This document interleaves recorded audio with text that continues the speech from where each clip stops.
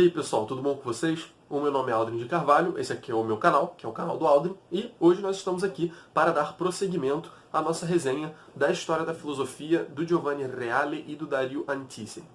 Bem, hoje finalmente não vamos mais falar de Platão, já acabamos a sessão do Platão, mas ainda vamos falar de um tema relacionado ao Platão, para depois, enfim, no próximo vídeo, passarmos ao Aristóteles. E o tema de hoje é o seguinte: a academia depois de Platão, os sucessores de Platão na academia. Quando a gente fala disso, a gente não está se referindo ainda ao neoplatonismo. A gente está apenas se referindo a aqueles seguidores de Platão que tomaram conta da academia depois da sua morte. Lembrando de que vocês podem comprar o livro pelo link na descrição e ainda ajudar o canal, para vocês saírem o mesmo preço, mas vai me ajudar. Então agradeço aí quem puder comprar pelo link. Bem, mas qual a importância da gente falar disso? Até então eu não tinha falado da academia, o Reale também pareceu não dar muita importância até esse capítulo agora, mas por que é importante falar da instituição fundada por Platão? Bem, antes de tudo, é isso, é a instituição de ensino fundada pelo Platão para poder ensinar os seus discípulos, formar filósofos, e isso é ainda mais relevante porque, segundo o Reale aqui, até então na Grécia não existiam instituições desse tipo. Então não havia nenhuma instituição de ensino buscando formar filósofos. Ou seja, toda a tradição filosófica anterior ao Platão, ela se deu não através de lugares onde se ensinava. Geralmente era um discípulo, 2 discípulos, 3 discípulos, e havia ali um confronto de ideias, uma certa dialética. Não dá pra gente dizer que havia uma escola onde essas pessoas eram formadas formalmente, digamos assim, pelo seu professor, pelo seu mestre filósofo. Não, era algo um pouco mais, digamos assim, pessoal, algo mais informal, talvez a gente possa colocar nesses termos. Uma instituição propriamente dita não havia. E Platão, então, parece ser o primeiro a trazer essa ideia de uma escola onde Platão lecionará e, então, gerará novos filósofos. Uma informação curiosa aqui que o Reale menciona é a de que o Platão, para poder obter a licença de ter sua escola, ele teve de apresentar formalmente, documentalmente, a sua academia como um templo para a adoração das musas. Senão ele não ia conseguir o CNPJ, digamos assim, para poder ter a instituição. Então, para o Platão conseguir esse documento, ele precisou apresentar a sua academia como uma instituição, como um templo, melhor dizendo, que louva as musas. O que é muito curioso, porque as musas, na mitologia grega, estão sempre relacionadas a essas questões, a essas artes da alma, essas coisas mais elevadas. Quando a gente fala em música, por exemplo, música em grego é exatamente isso.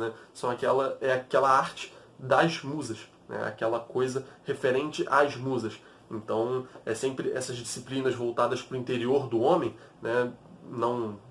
que não são disciplinas práticas, elas têm relação com as musas. Então, Platão, de alguma forma, vendeu a academia como se fosse isso. Ele colocou para o Estado como se fosse um templo de adoração a essas deusas, que proporcionariam a sabedoria e tudo mais. Então, isso tem bastante relação com o propósito da academia também, apesar de não ter exatamente um louvor às musas, pelo menos até onde eu sei, e o Reale não menciona isso também. Então, mas de qualquer forma, havia uma devoção a essas artes superiores, ainda que não às musas diretamente. Segundo o Reale aqui, a finalidade da escola não consistia na difusão de um saber preocupado com a erudição. Então, sem aquela preocupação de, nossa, ele precisa saber várias coisas, muitas coisas. Mas era a preocupação de, através do saber e de sua organização, formar homens novos, capazes de renovar o Estado. Então, Platão queria formar os filósofos para poderem ascender aos cargos da política, e melhorarem o Estado, melhorarem a sociedade. Já vimos nos vídeos anteriores sobre a relação entre política e ética no Platão.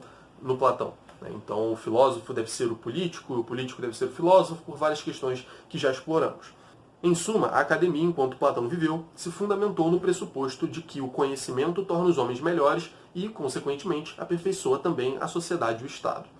Mas, mesmo que o Platão tivesse esse fim ético-político, ainda assim ele abria as portas e trazia uma grande variedade de assuntos, de especialistas em astronomia, em aritmética, geometria e assim por diante. Ele realmente abria as portas da academia para muitas áreas do saber. E isso é algo muito interessante.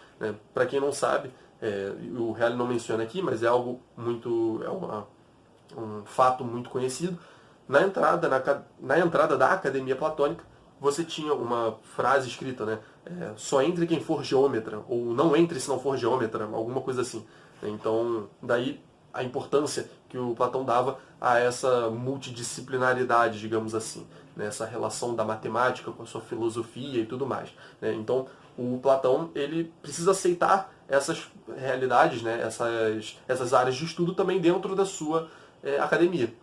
Né? Tanto que no pensamento platônico os entes matemáticos eles têm um lugar especial ali, né? Nós já falamos, tem como que uma posição intermediária entre o mundo sensível e o mundo das ideias.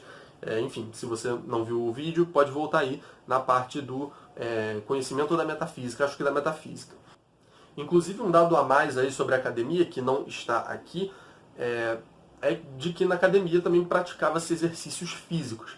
Daí que, inclusive, a gente trata hoje pelo nome de academia, tanto aquela galera das universidades que pesquisam, etc, etc, como também aquele lugar onde a gente vai para poder malhar, né? Ou como falam hoje em dia, treinar, né? Puxar peso e ficar forte. Porque nessa época, a academia platônica, né? De onde veio então, esse nome, havia essas duas realidades como que juntas.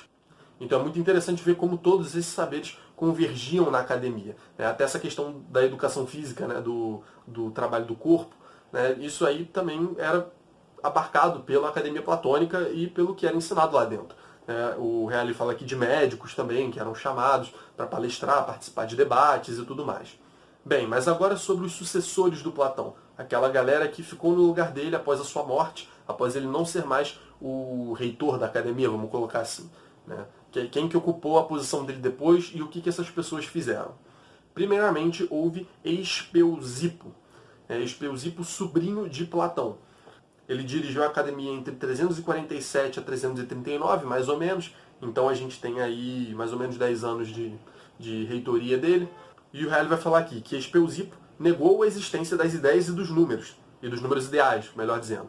Então, as ideias de maneira geral e as ideias dos números também.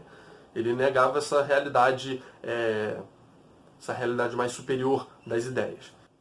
E reduziu o mundo inteligível de Platão apenas aos entes matemáticos. Então, o que há de inteligível não são as ideias, mas apenas os entes matemáticos. Ele corta as ideias, as formas suprassensíveis da equação, e agora o mundo suprassensível é apenas composto de entes matemáticos. Além destes, admitiu os planos das grandezas, o plano da alma e o plano do sensível, embora não tenha sabido deduzir estes planos de forma orgânica e sistemática, de princípios supremos e comuns. Então, ele fez essa reforma aí na teoria platônica, só que não parece ser uma reforma à altura, né, pelo que o Reale coloca aqui, uma reforma à altura do próprio sistema platônico. Ele não parece apresentar muitas objeções, apenas negar algumas coisas e estruturar de uma maneira diferente, mas ele próprio não mostra como isso funcionaria. Ele não mostra a relação entre esses planos, por que deve ser desse jeito e não do outro. Então parece que falta aí uma justificação para essa metafísica dele. Bem, depois de Espeusipo, nós temos Xenócrates. Esse já é um nome mais conhecido. Ele dirigiu a academia de 339, 338 a 315 e 314. Então a gente tem aí 25 anos, mais ou menos, né, alguma coisa próxima a isso, de tempo que ele ficou dirigindo a academia, muito mais do que o seu antecessor. Ele corrigiu as teorias de seu antecessor Espeusipo, buscando uma posição intermediária entre estas e as teorias de Platão. E aí ele não explica muito bem como que isso se dá. Também não sei se há muitos escritos de Xenócrates que chegaram a nós, mas o Platão ele só menciona algumas coisinhas isoladas da teoria dele e que influenciaram a posteridade também. Ele vai dizer aqui que para ele o uniadia constituem os princípios supremos e deles derivam todas as outras coisas.